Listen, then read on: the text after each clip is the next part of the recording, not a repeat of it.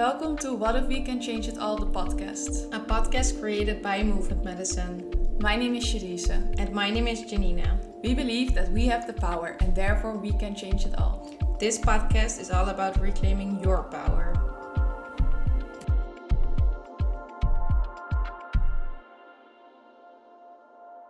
Welcome. We are very excited with having our next guest here, Liv/Olivia.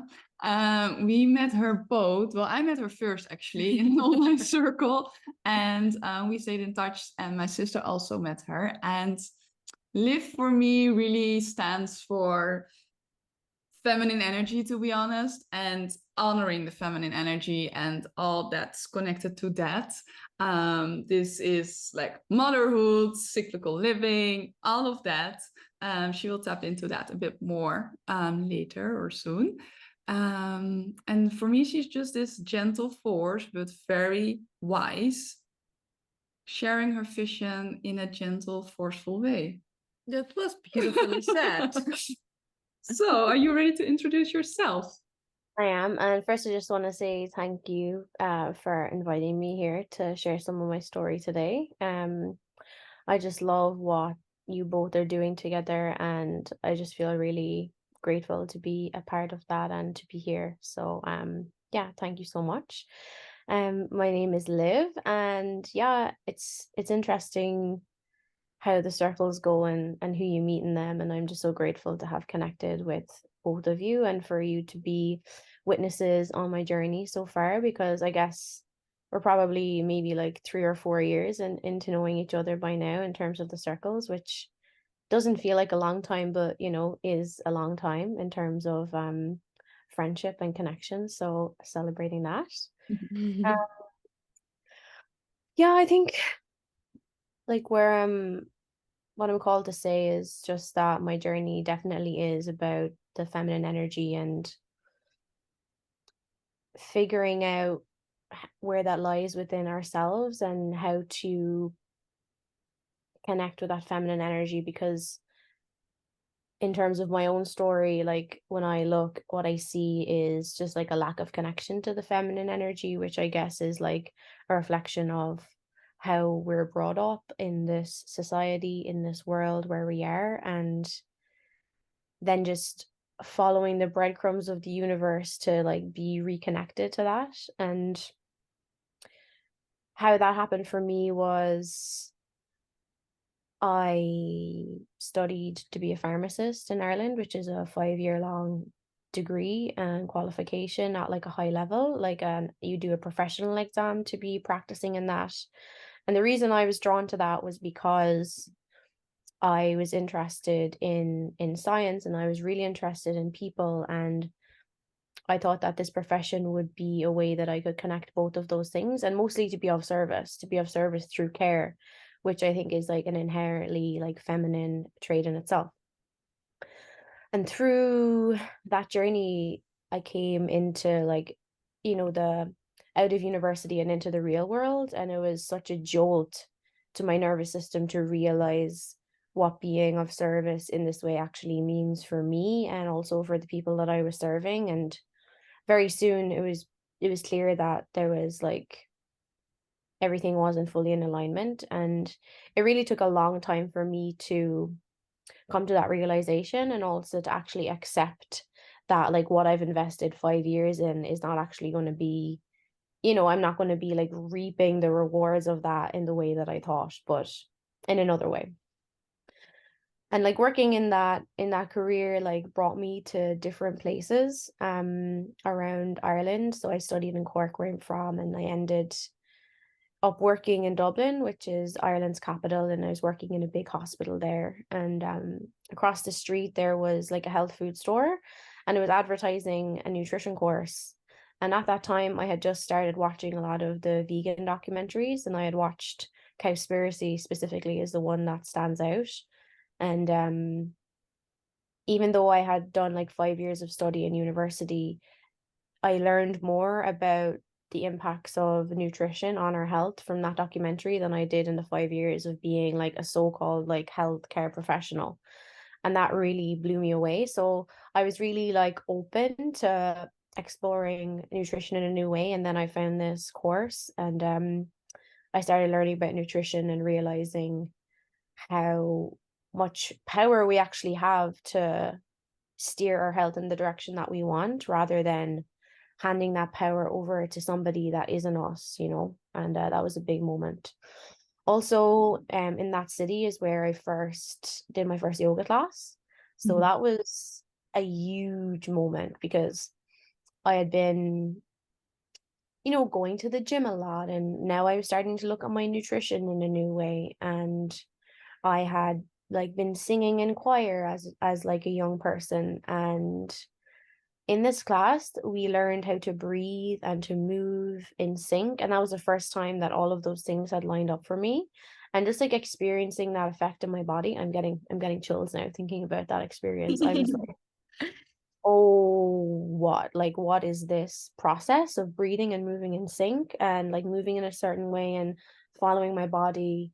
I think it was the first time like in a long time that I had like really come back into my body, even though I had done a lot of performing arts growing up, like singing, dancing, acting. And in those arts, as you guys know, sometimes it's more the performance that's emphasized rather than like what's actually truly going on.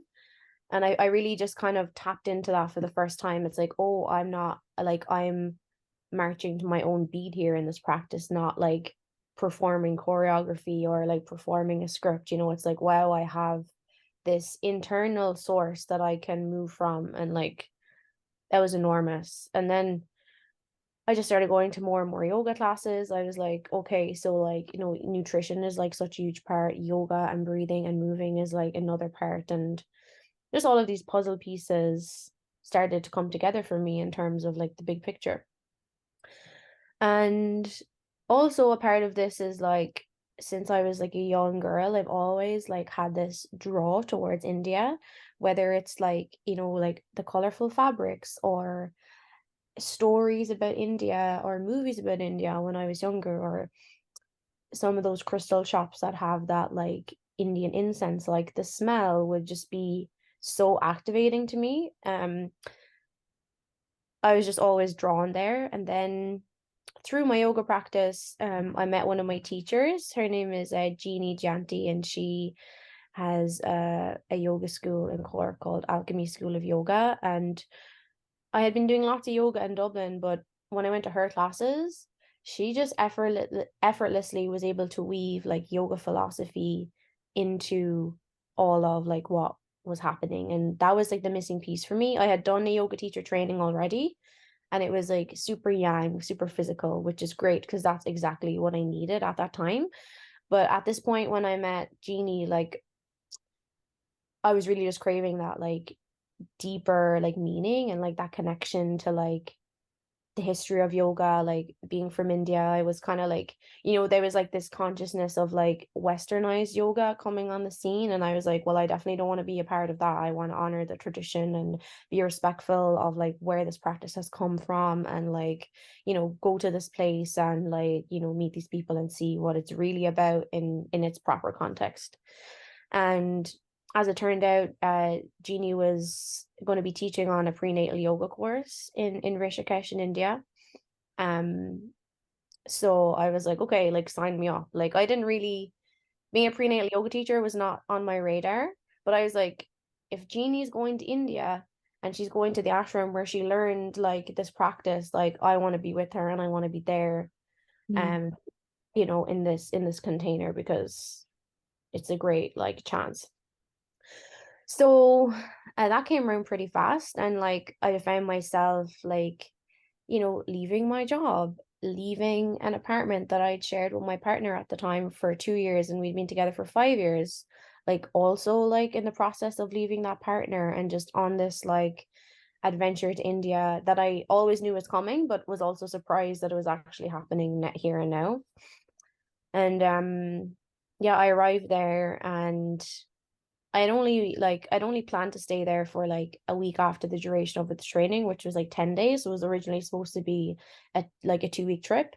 And I got there and I had had my first night. I'd had all my like beautiful, like lovingly prepared vegetarian meals.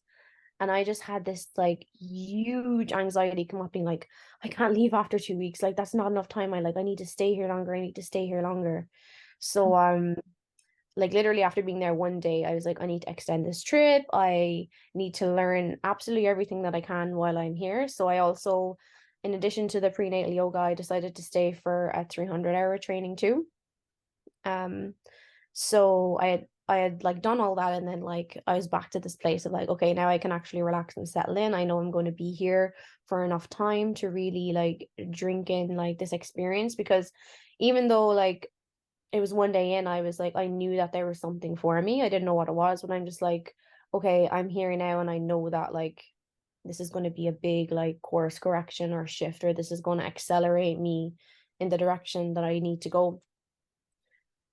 And it was, yeah, it was in the prenatal yoga that it was just like so opposite to the yang style that I had been practicing. Like it was just it literally in a new direction. Like so much of this yoga was like, like the Ashtanga style yoga is so like forward and back, and even the style of yoga was just like side to side, and like that change was just like huge. And just like all of the different breath practices that I hadn't been aware of, because I was used to practicing one specific way. Um, and just, yeah, like it was the first time that I really was led to drop into my womb space, which was totally like mind blowing. I was like, wow, I'm just like carrying around this portal inside of my body, and this is the first time that I've really accessed it. And we just like went there on so many topics, like, our first menstruation, like consent in relationships, and like growing up as like, like a girl in like the society that we were raised in, and like what that meant, and all of these topics on the feminine and how the feminine was suppressed, while also learning about like the history of birth and why birth is the way it is now, and the physiology of birth and the hormones that happen, and just like the perfection of that process that's so protective of the mother baby, continuum that, begins, I guess, at conception and continues until the child, like arguably forever, but like definitely until the child is like 6 or 7 years old, in terms of like that connection. And I was like mind blown. Like I had never, like here I was in this body that had this capacity, and I had never even known what the potential was. Like I'd never even known what this magic was inside of my body. And I also want to say that in addition to Jeannie, who is teaching, um I met my teacher, Usha and Andy, and it was with her company Women Wellness that I did this training. And I was just like hooked. I was like, oh my God. Like, it's like I knew I was going to learn stuff, but I had no idea that this was going to be it. And a standout thing for me was just like all of the oxytocin practices that we would do. So we would do like eye gazing, we would sit in circle and drink cacao, we would just do breath practices, but synchronize them. Like we would do things like end our breath and then wait for the next breath to start, but like together. So we just created this like container. And we were also like in the basement of the ashram. Like a lot of like there was a 200-hour ongoing at the same time, and they had the top floor of the ashram, and we were down in the basement. And it was like the windows were only high up on the edges, and we just called it like the womb of the ashram. And that's really what it felt like. It was like going back into this nourishing, like dark, pulsating, like feminine, like nest. And then like every day we would emerge, and I would just feel so nourished. And I just didn't know that like I was missing that in my life so much. And I was just like, oh, this is so, like I was satisfying this deep desire in me that I didn't even know that I had before I did the training. So in my like oxytocin filled bliss, as I was like wandering around this ashram, I met Theo, because he was I went there to do the prenatal yoga teacher training. He went to do a yoga life coaching program, and just all these synchronicities started happening. Like he was in like the room that was next door to my room. Like we were talking, and I was like, I'm doing this course, and he was like, I'm doing this course. I was like, I'm staying for the 300, and he was like, oh, I'm staying for the 300. And it's like, yeah, the conversation just flowed effortlessly. And like honestly, how I noticed him was in the morning we would gather to do like fire puja, which is like a morning ceremony that just like is just like honoring, and it involves chanting and um other practices, and everybody, it's encouraged, to keep the environment of the ashram like in the sattvic energy, like the pure energy, like in Ayurveda, to wear like just like white clothes or pastel colored clothes. And I guess Theo had just arrived and he was just like wearing like jeans and like this black t-shirt, and like he could see all his tattoos, and like he just like amazing beard, and I was just like, what's going on with this guy? So like it had kind of like piqued my curiosity like at that point. And yeah, I guess we just like started connecting, and he was just like telling me about like himself, and he was like randomly reading tarot cards. I was like, okay. He was like, you want me to read your tarot cards? I was like, yeah. I was like, I definitely want you to read my tarot cards. He just gave me such like a nice reading, and I was just like, wow, I've never actually met like a man that like is embodied like in his masculine, like he is, but then has this sort of like will bring you to lunch to read your tarot cards. I was like, okay, this is interesting, okay. And yeah, I like we were connecting, and he was telling me that like his family was in the restaurant business, and that he like was really into food. I was like, tick. And then he was also saying that he was in construction, and I was like, okay, he can like fix stuff, tick. And just like he was also, I was now meeting him like in an ashram in India. He was studying yoga and reading tarot cards, tick tick tick.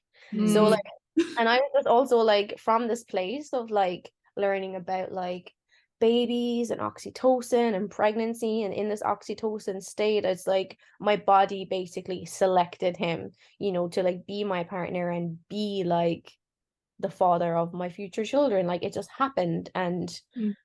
I was just kind of like, I was like thinking that I'm crazy, being like, is this like, what am I doing? Like, what is happening right now? It's like I like met this person, and like I know him maybe like 2 weeks, and like I'm having all of these like thoughts, intuitions, knowings about him, and I'm like, am I just like projecting, or like, the classic dance of like da da da da da da da da da, and just like, yeah, allowing it to unfold. So I did that training, like was obsessed with all this new knowledge that I had, couldn't wait to go and share all these practices. Then we went into our 300 hour, learned so much cool stuff there. But one thing that I learned in my prenatal yoga teacher training is about how yoga was originally like developed for like, with the intention of being taught to prepubescent boys. So it wasn't like traditional yoga like is practiced by more men, like all of the lineage is through men, and it's like optimized for their body. Yeah, and then learning about just like in honoring the physiology of the female and the physical structure of like the female anatomy in terms of like pelvis size, that like in doing a sun salutation, it's not necessarily serving for you to have your feet together, because that's like constricting. You have your feet hip distance apart, so you have space to like move your pelvic bowl properly. And that like stayed with me, so it's like I had that like in my awareness, and that was a filter through which I learned everything in the 300. Be like, okay, that's cool, but like I'm not going to practice in that specific way, because now I know like how to honor my body. So it was good, but also it's like I wish like like imagine if it was just a 300-hour teacher training, but like the female body was like the reference point for everything, and then that really got my mind going of like, wow, this is all very like, this world is like not set up for me, my body, my physiology, my hormones. It's like that sort of insight was, and download was like coming. So we did our teacher training, like had an amazing time in India, graduated, and then it was like the end of the training. So it's like, and our like relationship had obviously been like growing and blossoming and developing, and like that like end of the training was looming, and like we hadn't had like the conversation. So then like I think it was like mid-December maybe when it ended. I think it was like maybe the 15th or 16th of December in 2019 when that training had ended. And then Theo was like, do you want to spend Christmas with me in Iceland? And I was like, yes, but also like, what the fuck, Like, I was like, so like, I like left Ireland, left like this life behind that was like going in a specific direction. And like that's where I kind of leapt off in terms of with my family, my friends, or whatever. And there's this like new direction opening up, and like I really want it, but I'm also like afraid of, like judgment, yada yada, like having to explain myself, like all this stuff. And I was like, wow, I really care what other people think, right? So I remember just being so anxious to like tell my mom, being like, okay, you know how I just like left Ireland and like left this apartment, like left this partner, came to India like 8 weeks ago, just so you know, I'm going to be spending Christmas with this man that I met in Iceland. Yeah, that's what's happening. And my mom was like, okay. I could tell like she was like a little surprised or whatever, but I had to go back to Ireland to like tie up some loose ends before going to Iceland. So we agreed to like meet there. And I remember before I was going, my mom was so anxious about me just like, flying to Iceland to meet this like man or whatever, which like I totally but I was like, I'm doing it and I will stay in contact, And I just remember like there was like this moment of when we were leaving India, like even though like I knew that I was going to see him again like in a week, it was unbearable to separate, it was like unbearable. I was like, like that real like visceral feeling of your heart being squeezed, like part of my heart is in this person and they're moving at a distance away from me that I'm totally uncomfortable with, and like feeling like that stretch. It's like, oh. And yeah, it was pretty intense. And I just remember like that like excitement of going to Iceland, knowing that I was going to see him again, and just like the build up to like getting off the plane and like trying to get my case and like trying to get through the like customs or whatever. And then like just having this moment of like coming through arrivals and like seeing him there waiting for me, and then this knowing that like, okay, this is going to be like a thing in our relationship, because obviously like, he's Canadian, I'm Irish, we met in India, we're going to have this international vibe. Is the precedent for what we're doing. And just like having someone there like to meet me at the airport, like he had been there the day before, he rented a car, drove to the airport to collect me. I was like, I feel like such a princess. But really realized like that's just like normal treatment, you know what I mean? But like for me at the time, it was like, wow, like this is like an expansion in terms of like what I am like desiring in a partner, just like that like, willingness to like show up and provide and prioritize my comfort and to like welcome me in, to like just like and also just like generosity. And it was just different. And it felt really good. And we spent Christmas together in Iceland, and then it was like, okay, well, Christmas is coming to an end, like what's next? And then um Theo decided that he wanted to come to Ireland, and this was like so triggering for me. There was like alarm bells, because it was basically like Ireland was like over here, and then I was like living this other life in India and Iceland over here, and now these things were going to like merge. And I was like, he's going to meet my family, like he's going to meet my brother and sister, like I'm going to be walking around my like where I'm from with this like a new guy after, like all of this stuff. But I did it. It happened, and we went on like I took him on a tour of the Wild Atlantic Way, like hitting up all the coast spots, and it was so nice. We stayed in Airbnbs, but it was also January, so like I had all these plans, but it was off season, so lots of things were closed. But it was like, it was so like wild and like rugged, and like we were able to build fires in like the places we were staying every night, and it was super cozy. And also that came to an end, so we're just like, okay, like we need to make a bit of a plan here, because we can't just like keep this like basically like a rolling holiday going. And Theo like in his training had found a new direction for himself. Like he wanted to explore becoming a counselor, and he had education lined up back here in Vancouver for that. And I also like had kind of extended my trip in an unplanned way and then taken 2 extra trips. So I was like, I need to like work to like, you know, get some funds for whatever the next step in this life is. So I just came back. He went back to Vancouver, I went back to Cork again, just like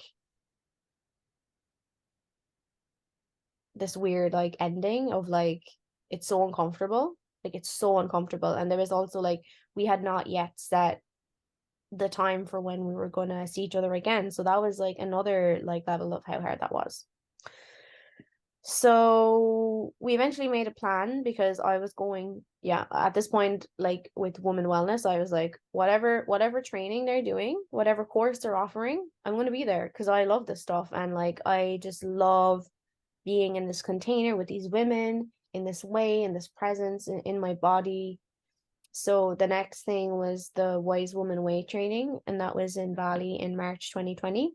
So the plan was that I would go do that training. I was going to fly from there to Sri Lanka, where a friend does lots of volunteer work. I was going to travel and volunteer there for 1 month, and then fly from Sri Lanka to Canada, to Vancouver, and spend like an indefinite amount of time there in the summer. And again, like going to Bali, stepping into this like beautiful container, really getting into ancestral healing, which was like we would just be in ceremony every day. We would wake up, we'd have breakfast, we'd practice ceremony until lunchtime, and then back in ceremony in the afternoon for like 10 days. And it was profound. Like I really like went there in terms of like it was my first time even really knowing what ancestral healing was. And like, you know, as an Irish person, there's so much, you know, like emigration, famine, like colonization, losing language, losing culture, and like it's all very, it's like I feel like it's only now landing in like the collective consciousness of Irish people, like what we've actually like been through. And it just like acknowledging that that was actually like traumatic is just, I feel, kind of starting to land now, and people are doing great work there. But that's really what came up for me. And there was a path there for me in terms of like going to Ireland, working with the land, growing food, because there's this idea that like Ireland is like kind of cold and desolate and like nothing grows there, and which is not true. It's just like the land just needs tending to, you know, it just needs love. And that was going to be a thing. And also just like thinking about all of the traumas that like have happened to us as a collective, and like wanting to meet that, and specifically like the female lineage and that, which has its own specific trauma in Irish history. So that was all like there. And I flew back, you know, this was all percolating, and I was sharing it with Theo, and I was so excited and just like ready to like go. And also at the same time I had started studying herbalism, because I knew that I was moving away from pharmacy, and I was like, but I still like, I think the reason I was attracted to that was like the idea of the herbalist, but like modern. So I was like, I need to go back and like be like, what is this about? Because it's still drawing me. And I was learning about herbs, and I had my dad had told me that during like famine times that a lot of Irish people like foraged a lot of plants. And you know, some of the plants like nettle, for example, were like a staple in the diet when there wasn't other food. So that was all happening. And then like that training came to an end, and I was flying back to Ireland on St. Patrick's Day, funnily enough. And like the whole like there was like whispers of this like pandemic thing going on, right? 2 weeks to flatten the curve, yada yada. Okay, I was there, like there's people on the plane like just sneezing into the air, and I was just like seeing their droplets, and like being I was like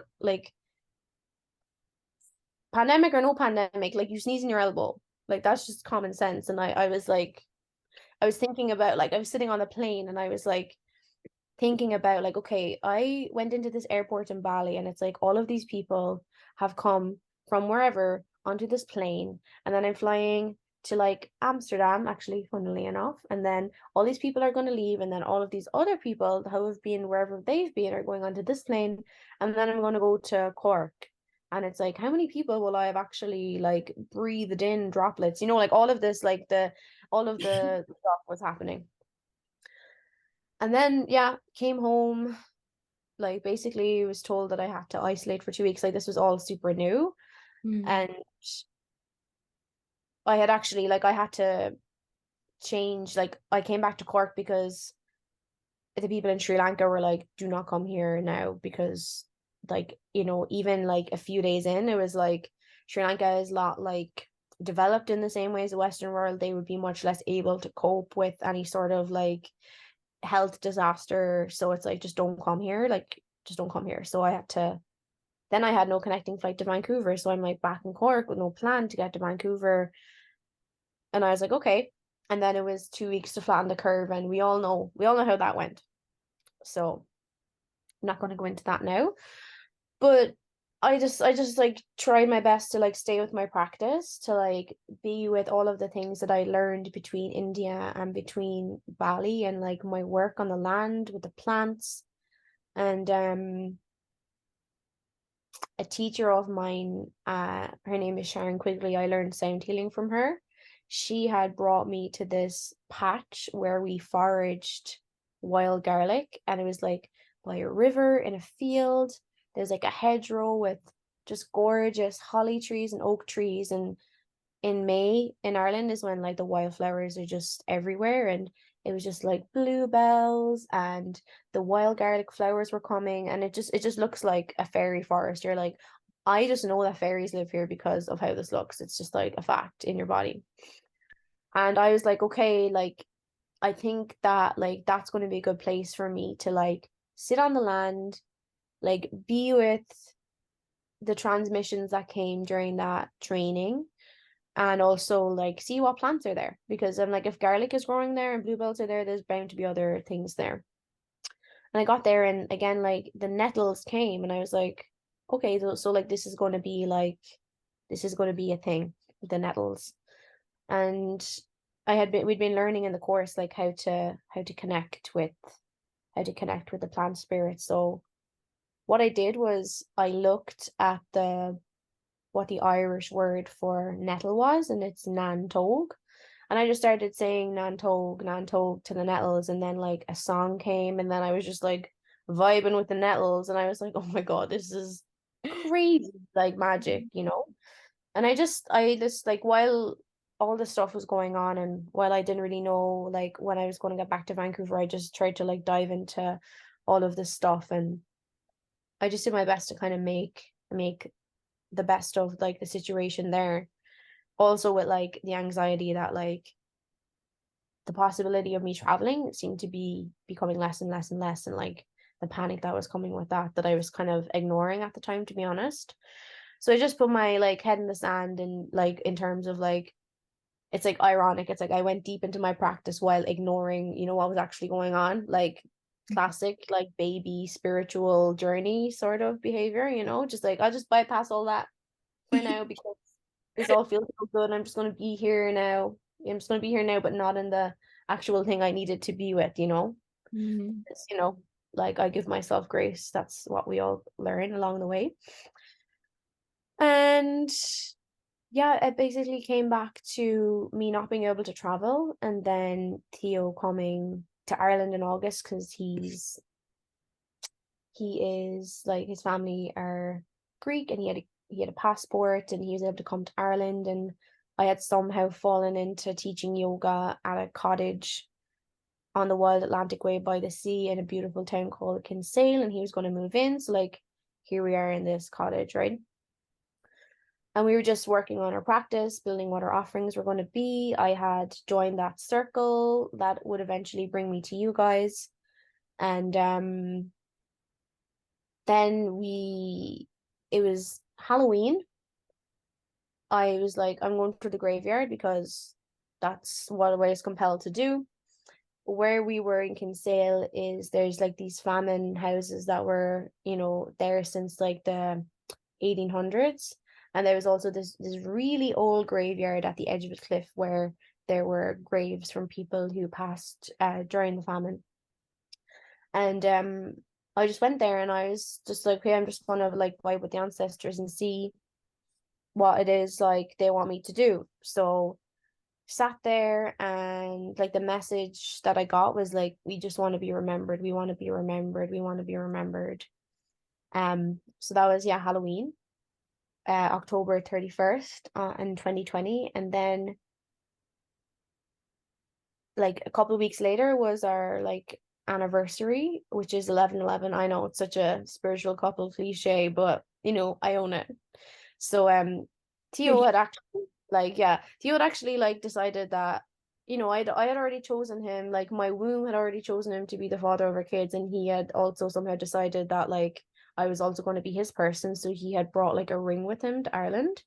And then like on our anniversary at 11/11, he gave me the ring, and I was like, well, what kind of ring is this, bro? You know, whatever you want it to be kind of ring, you know. But he had like inscribed, like, I'm not wearing my rings now because mom life, but he had inscribed the band with like 11/11, and like had like two like little rubies put in, and it was just like, I was like, wow, like you really put a lot of thought into this. And it had like a spinel stone, and it was gold, and it had like this like kind of the ring, the band that was more like a bark, you know, it wasn't smooth, because he was like wanted to honor, like, you know, my Herbie intentions. And somewhere between the ancestors wanting to be remembered and Theo like giving me a whatever I wanted it to be ring, we conceived our daughter Fia. So then I was like, okay, like at this point I was still working in pharmacy, but like my body was like, you got to get out. Like, no, I was like, there was no windows. It was 12-hour shifts. I was on my feet all day. Like the fluorescent light was starting to give me migraines, so that like on 2 shifts I actually couldn't do any work. And I was just like, you know, knowing what I knew about hormones and rest first, work then, like eating regularly for my hormones, I was like, this is all wrong. So I was like, and now that I know that I'm carrying life, like I'm not like whatever about me, but it's like, it's not just me anymore. Like there's another little person in here. I'm not exposing them to that. So I was like, I'm out. Like I'm not going back to that reality. I feel like Yeah. I'm so much enjoying this story. Me too, actually. me too. I'm like all in it. We're But on I the feel roller like coaster. we need to make a cut here. Yeah. And because I want to highlight some of what you said, actually, and we need to invite you for the second part, for a second episode. I think so too. Because otherwise we cannot highlight all the goodies that you shared. And I would love to like also dive into that a bit. And then the rest of the story, which is, I think this is a nice cut. It's a clear cut. It's a clear cut. And then we get into like the pregnancy and motherhood, like in the second episode with you. Is that cool? Yeah. Okay, cool. Yeah. Okay, so what I want to highlight, I have like all these notes in my head right now. Oh, let me think. What I want to highlight is like, it feels like stepping into like doing the nutrition course, actually going all the way back, was like this first sense of stepping or listening to you as a vessel, or you as the full vessel you actually are, like mind, body, soul, like this like kind of big, slowly starting awakening happening. And I think what's beautiful in just like hearing this first part of your story, right? I think what is beautiful is that what it shows is that like trust and listening to yourself and your intuition and really trusting that is like key in everything, right? Because what it shows, like by you like explaining it so clearly and so in such a depth, is that when you start listening to that little voice inside, and for women, when you start even listening to your womb and all that is there, there's like your life path is so clear, right? Yeah. There's no doubt. There's not like, should I do it or shouldn't I do it? I mean, there's still fear and there's still humanness, and that's all okay and all good, right? But there, like, it's also so clear at the same time. And I think this first part of the story already like highlights it so beautiful. Yeah, I think this is like the perfect example about like what to do and how to choose it, right? Because often when we get these little signs, we just see them as little signs, but we also just shove them away, right? But you didn't. You went from your first hunch, you went by it, and that continued and continued and continued. and now you have this like crazy beautiful life and like your life path in that, right? It's like it's really your purpose. It's really like shown to you. Like it's not like somewhere. It's not for nothing that it's just like across the street, right?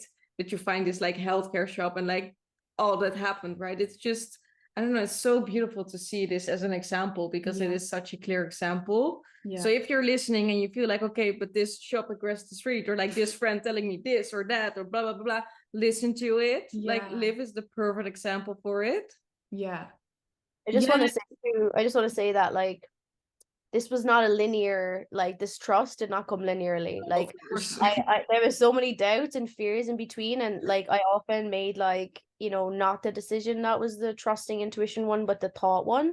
But like eventually I got brought back, and like just I'm still doing that, and it's like I get, you know, you just find your way back a little bit sooner every time, and I'm still on that journey, and I just kind of accept that that is my life path, is finding my way back again and again, that I'm never like, I don't expect to fully be in the trust, you know, because it's like humanness, right? And it's like I accept that finally. I accept that, like, oh, will those thoughts ever just stop? Oh, why can't I just live fully in intuition? But like that's what this experience is. It's the duality. It's like thoughts, feelings, you know, intuition, like fear, you know, it's just what it is. Yes. And if you are listening and you're like, oh, like you just like try it, just experiment, have fun, you know, like try whatever message is coming. It's like, oh, be curious. What would happen if I just like follow that even a little bit, just see what happens. But like after a while, the momentum just takes you there. And that's kind of what happened for me. Yeah. And that's also very important to share, right? Because indeed we are like, yeah, just listen to your intuition and just trust it. But sometimes it's really hard to hear it and listen to it. And then also it's really hard to like make that choice, right? And really go for it, because we have so many fears and so many like conditioning and patterns and all of that happening. But we all have that voice. And sometimes it starts with like, oh, something is telling me that I'm thirsty. Maybe I should drink some water, right? Maybe this is the first step. And it sounds maybe stupid, but actually, like these little steps are the first steps of listening to whatever feels aligned. And I think it's beautiful that we somehow came here in this little journey together. Maybe we should also save the tip then. I think so. Because otherwise it doesn't make sense. This is so not planned. I knew it would be like this. It's okay. You know, we just trust and flow. Exactly. So let's kind of wrap it up. We will make sure that we, in the next episode with Liv, start from here. Yep. And also share the tip. And maybe also come back a bit to this part, because also it's very much connected to the next part, right? But then the next part, we also have some like gems for you to listen to and to soak in and to feel it. But for now, thank you so much for listening. Thank you so much for just being here. Also, Liv, thank you so much for sharing your story in depth and being so open and also so vulnerable, right? And also having all that humor here. Yeah. I really enjoyed that. Me too. So for now we ended here, right? Do we have to say anything else? No, it seems weird to like do what we always do. Yeah. So this is a little cliffhanger. Thank you so much for listening to us, and we are super excited to share part 2 with you. Yeah. Thank you, Livy, for being here. Thank you. See you soon. See you soon.